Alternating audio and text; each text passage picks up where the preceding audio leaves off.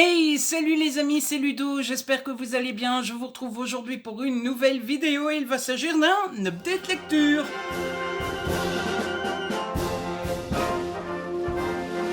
En effet, j'ai 4 nouveaux livres à vous présenter. Vous connaissez le refrain maintenant.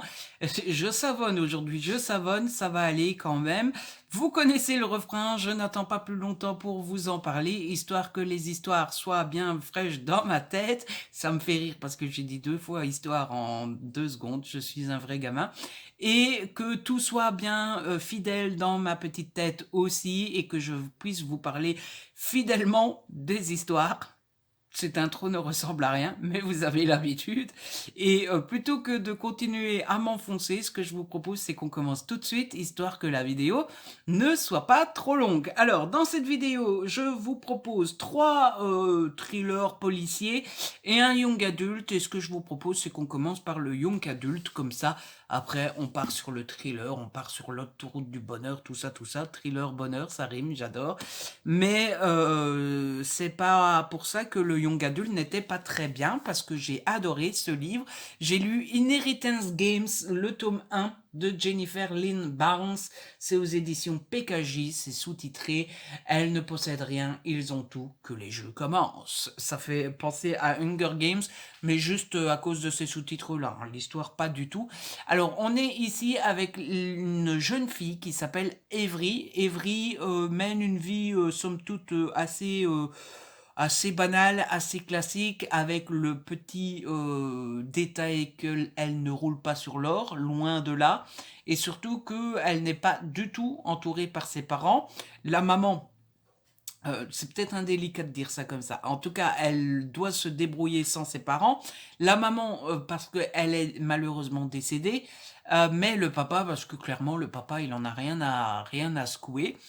Et un beau jour, il y a un garçon qui va venir la voir et qui va lui dire: hey, dites donc, mon grand-père qui était ultra méga super méga riche vient de mourir. Tu es sur le tu es sur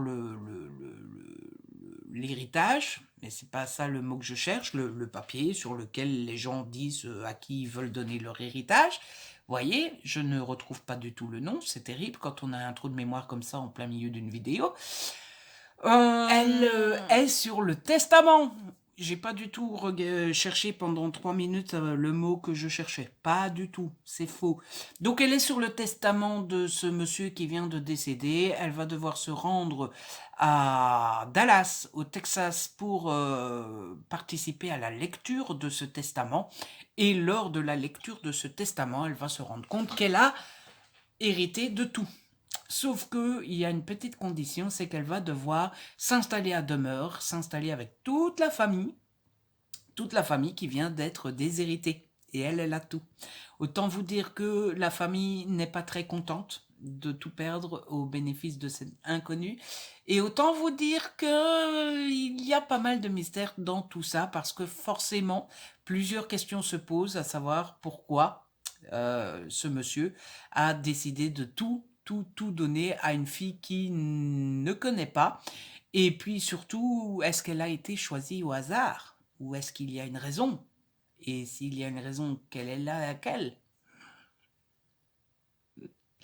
Ils vont falloir la découvrir, tout ça. Et du coup, voilà.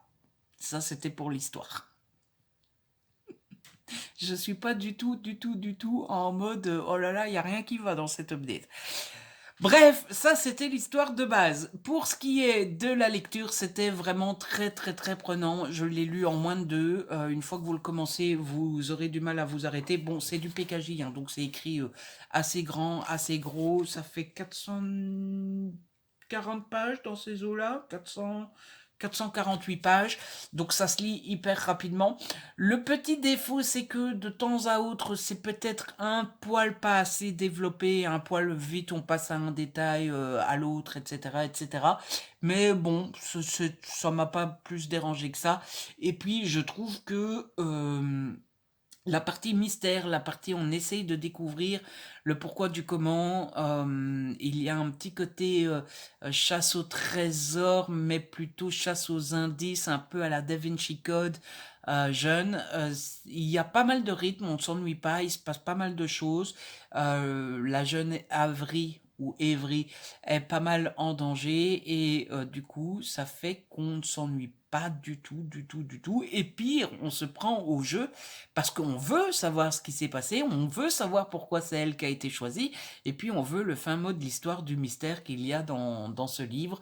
Et puis, il y a plein de personnages secondaires, et à chaque fois, pour chaque personnage, on se demande si elle va être méchante, si elle va s'en prendre à Avery, jusqu'où elle est capable d'aller, etc., etc. Bref, c'était vraiment très prenant. Et puis, il y a tout le côté argent et comment on gère l'argent, etc., etc. Donc, j'ai passé un super bon moment avec ce roman. Le seul défaut, c'est que apparemment, il va falloir attendre 1 an pour avoir la suite. Et ça, c'est vraiment dommage parce que autant vous dire que si le second tome était déjà disponible, je l'aurais sans doute déjà acheté. On va changer complètement d'univers, on va partir sur le thriller. Et j'ai lu 60 minutes de M.G. Harlich aux éditions Les Escales dans la collection Noire. C'est le 10e tome de la saga avec la personnage, avec l'héroïne Helen Grace. Et donc, c'est toujours un plaisir de retrouver ce personnage, cette héroïne. Ça me perturbe toujours parce que ce personnage, pour moi, ça veut dire que c'était un homme, sauf que sept personnages, ça ne se dit pas, et c'est pas cool. Je trouve qu'on devrait pouvoir dire sept personnages, sauf que du coup, on ne sait pas si c'est sept ce au féminin ou 7 le chiffre 7. Bon, bref, on retrouve 7 personnages pour le 10e tome de la saga, et on retrouve donc Helen Grace qui va être forcément, encore une fois, impliquée dans une histoire pas piquée des hannetons, hein, n'est-ce pas? On est ici avec 5 jeunes, il me semble, c'est ça, qui a des années ont été enlevés par un méchant monsieur. Ce méchant monsieur les a enfermés chez lui et les a torturés psychologiquement et physiquement. Heureusement, ils ont su s'enfuir. Ils étaient 6 à ce moment-là. Il y en a une qui s'est fait, malheureusement tuer, mais les 5 autres ont réussi à s'enfuir. On est donc des années plus tard. Je ne sais plus combien, mais je crois que c'est 8 ans. Une dizaine d'années plus tard, je crois que c'est 8 ans. On retrouve tous ceux qui ont survécu, et le problème c'est qu'ils ont à nouveau des ennuis puisque on leur téléphone, et au téléphone il y a la voix d'un monsieur qui leur dit bonjour, tu n'as plus qu'1 heure à vivre, dans 60 minutes tu es mort, voilà. Et donc, bon, au début, les gens se disent, ouais, c'est ça, encore un farfelu, genre, je vais pas mourir. Et en fait, si, les gens se font tuer 60 minutes tout pile. Après, le coup de fil, voilà, ça c'est pour l'histoire principale. Pour ce qui est de la lecture, bon, écoutez, c'est du M.G. Harlich, c'est toujours aussi réussi, ça se lit toujours aussi vite, les chapitres sont toujours aussi courts, on rentre toujours autant dans l'art, c'est toujours plein d'actions, c'est toujours plein de boum boum boum boum, quoi. C'est comme une balle de flipper qui roule. Ça va dans tous les sens et on s'ennuie pas du tout, du tout, du tout. Helen Grace est fidèle à elle, elle est toujours aussi badass, elle est toujours aussi rentre dedans, elle fait pas attention à la hiérarchie, elle se moque complètement des détails, etc. Elle, tout ce qui compte, c'est retrouver le meurtrier, et tout le reste, c'est foutez-moi la paix. Et puis, on retrouve l'équipe habituelle. Moi, j'aime beaucoup Bruce. On retrouve la méchante journaliste. Si vous avez déjà lu la saga, vous connaissez forcément Garnarita. Je retiens jamais son nom. Bon, vous allez me dire, je ne retiens jamais aucun nom. Voilà. Mais il y a la fameuse méchante journaliste. Et puis, pour ceux qui ont lu le tome précédent, on retrouve un certain monsieur qui est de plus en plus borderline et qui, à mon avis, va être le principal problème du 11e tome. Et ce monsieur, si vous voulez mon avis, mérite quand même bien une petite, légère petite paire de claques. Parce qu'il faudrait peut-être essayer de lui remettre les idées en place à ce monsieur. Voilà pour ce qui était de 60 minutes. Ensuite, j'ai lu un pavé. Et quand je vous dis un pavé, c'est pas un petit pavé, c'est un fameux pavé et non un 3 morts. La blague était facile. J'ai lu Sans trouble de Robert Galbraith, c'est aux éditions Grasset. C'est un roman et c'est donc un nouveau tome des enquêtes de Cormoran Strike. Alors de mémoire c'est le 5e, mais vous connaissez ma mémoire. 1, 2, 3, 4, 5. Oui, c'est le 5e. Oh, pour une fois j'avais juste. Et on retrouve donc Cormoran Strike. Alors, c'est difficile de vous parler du développement du personnage de Strike et de sa partenaire Robin, parce que c'est un tome 5. Donc il faut pas spoiler. Ce que je peux vous dire, c'est qu'on retrouve les personnages là où on les avait laissés dans le 4e tome, et que c'est toujours aussi intéressant. Ce que j'ai beaucoup aimé dans ce tome-ci, j'avais eu du mal avec le tome précédent, je trouve que la relation et toute la partie développement personnel des personnages, notamment donc de Cormoran et de Robin, se développe bien, ne traîne pas en longueur et il se passe pas mal de choses.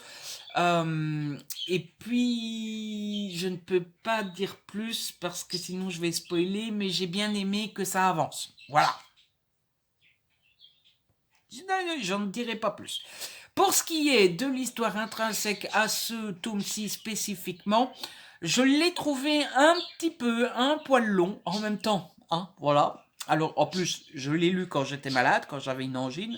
Autant vous dire que je suis le stéréotype total du mec, quand il est malade, il est au bout de sa vie. Hein. Vous savez, on dit toujours les mecs, dès qu'ils sont enrhumés, ils croient qu'ils vont mourir. Ben, j'en fais partie, voilà. Donc, autant vous dire que quand j'ai une angine, lire, c'est pas une partie de plaisir. Ça rime. Bref, bon, le livre fait 919 pages, donc il y a de quoi faire et j'ai trouvé ça un petit peu lent. Alors, je pense que la principale raison qui fait que le livre est parfois lent, c'est qu'on a une enquête principale qui est une enquête autour d'une jeune femme qui a disparu il y a perpète, hein, il y a 40 ans. Et la famille de cette personne qui a disparu n'a jamais accepté le développement de l'enquête et puis les raisons qu'ont donné la police, à savoir qu'elle a été tuée par telle personne, et elle va donc engager Cormoran Strike pour enquêter sur cette histoire. Ça, c'est l'enquête principale, celle à laquelle on fait principalement face pendant tout le livre. À côté de ça, eh bien, Cormoran Strike et Robin ont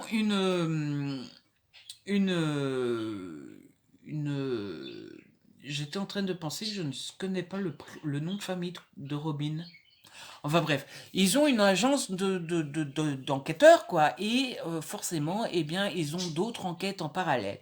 Et pendant tout le livre, on va suivre 4, 5, 6 enquêtes, en plus de celle principale, et je pense que ça alourdit l'histoire, ça alourdit le livre, parce que, bon, forcément, les autres enquêtes sont pas autant développées que la principale, mais elles sont quand même présentes, on en parle quand même, on en parle pas mal quand même, et du coup, bah, c'est autant de paragraphes, de chapitres, de pages, dont on aurait pu se passer, parce que, franchement, ça faisait beaucoup. Et la deuxième principale chose qui font que le livre est long, c'est que forcément, pour retrouver ce qui s'est passé avec la jeune femme qui s'appelait Margot, eh bien, euh, pour retrouver ce qui s'est passé il y a 40 ans, eh bien, il faut interroger tout l'entourage de cette personne et toutes les personnes qui l'ont connue à l'époque, que ce soit les collègues ou la famille ou les relations simples, etc., etc. Et ça fait du monde, ça fait beaucoup de monde, ça fait pas mal de monde, et il faut les interroger. Alors, comme il y a beaucoup de monde, il y a beaucoup d'interrogatoires, et en plus de ça, eh bien, l'autrice, on va pas se mentir, hein, c'est pas Robert Galbraith, hein, c'est J.K. Rowling. Autant vous dire que J.K. Rowling prend son temps pendant les interrogatoires, et donc c'est des interrogatoires qui font 10, 15, 20, 25 pages, et il faut se les taper. Voilà. Là, par contre, où est assez intelligente J.K. Rowling, c'est qu'on a à chaque fois, souvent, un interrogatoire assez long, et puis on passe aux autres petites enquêtes, et ça va vite, ou alors on passe sur la relation entre Strike et Robin, ou alors on passe sur ce qui se passe dans leur vie privée, et ça fait une bouffée d'air. Et donc à chaque fois, en tout cas moi ça m'est souvent arrivé pendant l'histoire, À chaque fois que vous êtes à la fin d'un interrogatoire et vous vous dites oh je ne peux plus, je referme le livre, bah, vous êtes reparti sur des chapitres qui là se lisent vite et du coup bah vous ne lâchez pas vraiment le livre. Et puis je le rappelle, je l'ai lu quand j'étais malade. Forcément quand on est malade, on est un peu moins concentré et du coup ça prend plus de temps et du coup on a l'impression que c'est un peu plus long, sans doute que ce que ça ne serait si on le lisait quand on n'est pas malade. Je ne sais pas si cette phrase, qui est très longue, veut dire quelque chose, mais j'espère que vous avez compris quand même. Bref, j'ai passé un super bon moment. Il passe beaucoup mieux que le tome précédent. Et ben écoutez, quand j'ai eu fini, j'ai eu envie d'en lire un autre et j'ai été me renseigner. Apparemment, de mémoire, le suivant sort en anglais ici en juin, juillet, août. Donc je suppose que Grasset va suivre. Quand, je ne sais pas. Mais en attendant, j'ai passé un super bon moment avec ce livre. Et enfin, le dernier livre dont je dois vous parler, c'est un tome 3. C'est Meurtre et Muffin aux myrtilles. C'est donc une nouvelle enquête d'Anna Swenson. C'est écrit par Johan Fluck et c'est aux éditions Le Cherche Midi. Je vous avais déjà parlé des 2 premiers tomes que j'avais beaucoup aimés. Forcément, je pense que si j'avais pas aimé les 2 premiers tomes, j'aurais pas lu le 3e et j'aurais pas les 2 suivants dans ma palle. J'ai passé à chaque fois à nouveau un super bon moment avec ce livre. Alors, pour ceux qui ne connaîtraient pas encore la saga, c'est assez simple. C'est une jeune femme qui s'appelle Anna Swenson, qui vit dans un coin un petit peu paumé, au fin fond du trou de cul du monde, et qui vit dans un coin paumé au fin fond des États-Unis. Alors je me souviens plus si c'est le Michigan ou le Wisconsin. C'est pas le Michigan, c'est le Wisconsin ou le Minnesota. Bon, les 2 États sont l'un à côté de l'autre, c'est tout au nord des États-Unis, dans des endroits où il fait pas très bon. Ah, voilà, il y a de la neige, il gèle, tout ça, tout ça. Et Anna Swenson tient une boutique un peu genre Starbucks, vous voyez, où vous pouvez aller commander un café, un biscuit, un muffin, un cookie, tout ça, tout ça. Et Anna Swenson a la mauvaise habitude, ah ben dites donc, de toujours se retrouver là où il ne faut pas, et surtout là où il y a un mort. C'est pas de bol, hein. Et dans ce nouveau tome, eh bien, on va avoir une vedette de la télévision qui fait une émission de cuisine qui est très reconnue, qui va venir dans le petit patelin où vit Anna Swenson. Et manque de bol, eh bien, cette petite vedette va mourir. Et manque de bol, Anna Swenson est de nouveau dans les parages. Ah bah dites donc. Et donc Anna Swenson se retrouve à chaque fois à mener l'enquête un peu genre Hercule Poirot, Miss Marple, tout ça, tout ça. J'aime beaucoup. Je trouve que le style de l'autrice est très prenant. Alors c'est très bien écrit, c'est pas aussi léger qu'un young adulte ou qu'une romance. C'est un beau vocabulaire, mais néanmoins ça se lit très facilement. Ça a la particularité en ce qui me concerne d'être assez linéaire, assez calme. Il n'y a pas de rebondissement de ouf, il n'y a pas de boum boum, il n'y a pas d'action de malade, il n'y a pas de course poursuite en voiture. Hein. Il n'y a jamais une arme qui est sortie, rien du tout. Et pourtant, ça ne m'ennuie pas. Alors que d'habitude, c'est pas du tout mon genre. J'aime beaucoup le personnage d'Anna, que je trouve très intelligente, très indépendante, très sympa aussi. Elle est jamais la dernière pour rendre service à quelqu'un. Et puis j'aime beaucoup l'ambiance qui est en grande partie, je pense, due à la ville dans laquelle vit Anna Swenson, puisque, comme je vous disais, c'est une petite ville où il se passe normalement rien de spécial jamais, où il fait froid, où il y a beaucoup de neige, où vous voyez quand Anna part de chez elle, elle peut pas partir tant qu'elle n'a pas dégivré sa voiture, etc., etc. Elle doit faire attention à comment elle conduit. Enfin bref, une petite ville où tout le monde se connaît, où tout le monde est censé s'entraider. Bref, voilà, j'adore cette saga.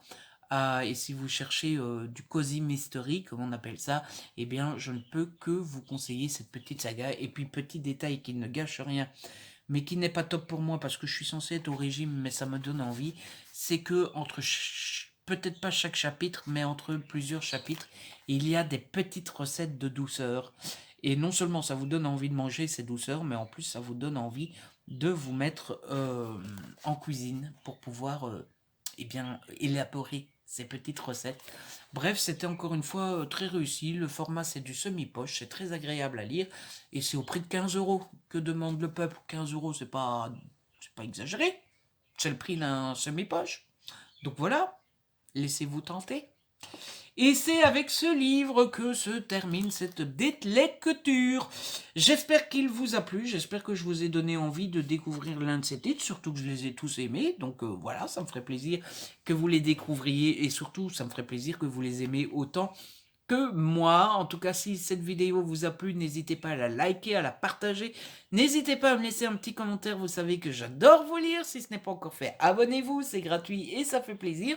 On se retrouve très vite pour une nouvelle vidéo. D'ici là, prenez soin de vous et de ceux que vous aimez. Ciao, bye bye.